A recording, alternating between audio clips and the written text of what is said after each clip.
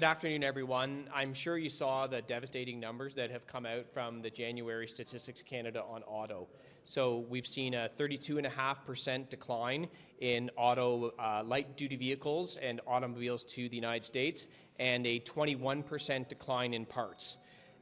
Conservatives have been saying to this government for almost a year now that the Canadian auto industry is in deep trouble with the tariffs that have been put on autos. In 1 year alone, the current tariffs have caused Canadian auto producers to pay $2.5 billion in tariffs. If they were to get that down to 5%, which they haven't been able to, that would be $800 million in tariffs. These are tariffs that our auto manufacturers actually cannot afford to continue to pay.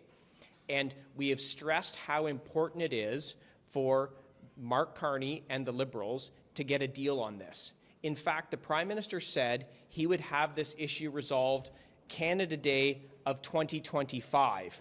We're now approaching Canada Day of 2026, and we're having devastating consequences. We've lost almost 10,000 jobs in the auto sector direct, in auto assembly. For every job in auto assembly, there are 7 to 8 jobs in the parts and the auto ecosystem. So this is having devastating impacts, and now we're seeing that in the actual exports that we have to the United States. The Liberal government says they're going to find other markets for autos. I think we have to be really clear and open-minded on this. We export 1 million vehicles a year to the United States. We do not have any other export markets that come even remotely close to that number. We export approximately 10 to 20,000 vehicles per year to Europe.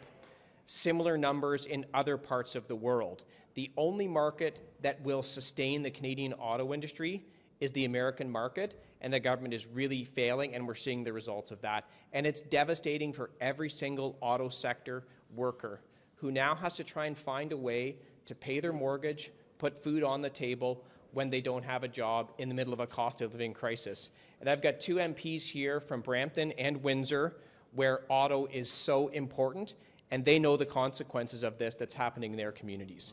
We need the government to actually step up and do what they said they were going to do, which is get tariff-free access for the Canadian auto sector into the United States. Thank you very much. Do you hope the leader's trip to the U.S. is going to help on that front? Is that one of his goals?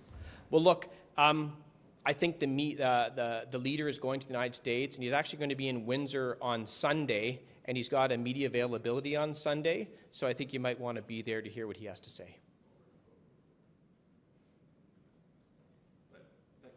Is this a pressing need for you guys then? It's an absolute pressing need, absolutely. And I think our leader's going to have more to say about that on Sunday.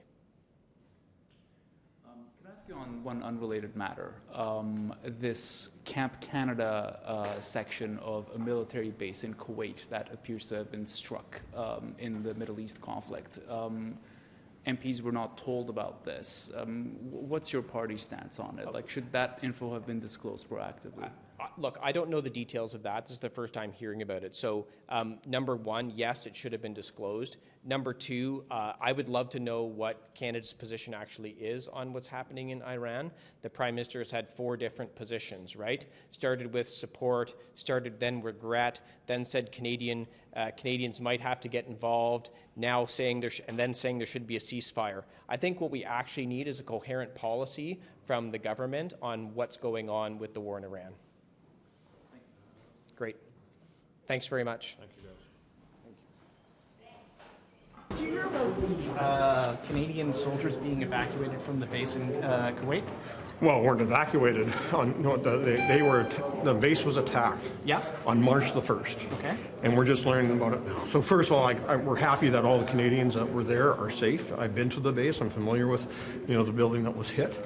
So I'm glad to see everybody's safe. But, where is the government on this? Where's the transparency? This just goes along in the lines of Mark Carney flip-flopping on his position on the war in Iran. As conservatives, we support the removal of this terrorist regime. But at the end of the day, we've been asking questions about the Canadians in the region, and we're only finding out about it now. When we were government, during the Operation Impact, we gave technical briefings, every week or so Canadians knew what was happening and what our troops are up to. including when we've had losses.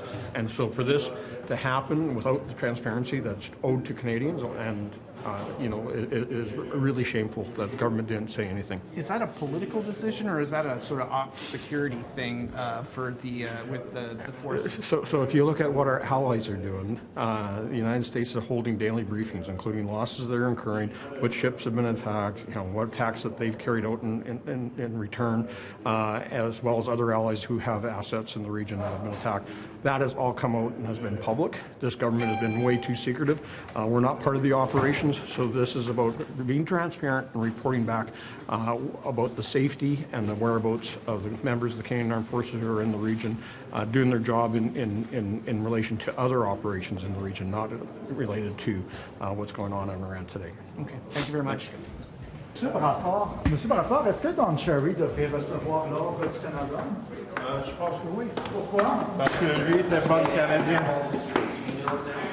Il devrait recevoir l'ordre du Canada, selon vous? Ben écoute, je pense qu'il a fait des grandes choses puis il est bien reconnu. Donc on l'aime bien, Don. Et par rapport à ses propos sur les francophones, est-ce que ça vous agace? Tout le monde fait des erreurs. Mais je pense que c'est quand même une personne qui a marqué le Canada. J'ai remarqué le hockey, quelque chose que j'aime beaucoup. Salut. Can I ask you about this law that's the lawful access stuff? Sure, yeah, I'm the chief critic on it. Yeah, okay, so I guess on behalf of my colleagues, do you think this, do you still have privacy concerns about the law? You know what, I actually haven't read through the law fully. It just was released this morning. I'm partway through. Once I've had a look at it, talked to stakeholders, talked to some of my colleagues that are very knowledgeable in this area, at that point I'll have full comment. What I can say is that this is shows a failure in Bill C-2 because this replaces what Bill C-2 attempted to do. So I'm glad that the Liberals have recognized that C-2 was an abject failure. We saw this with Bill C-12 and now with this new bill. I will be looking at it and we'll come up with a position in due course. Thank you. Thank you. Yes, Bill. 22? Yeah. I just got it fresh off the press. I haven't even opened up the first page yet. Anything oh, you haven't even opened it up yet? Haven't read it. All right, okay. Looking forward to it. All right, okay. It's my homework for the next couple of days. All right, well, then I'll get you in the next couple of days. Talk to me on the Monday I return. All right, thanks okay? very much. Thank you.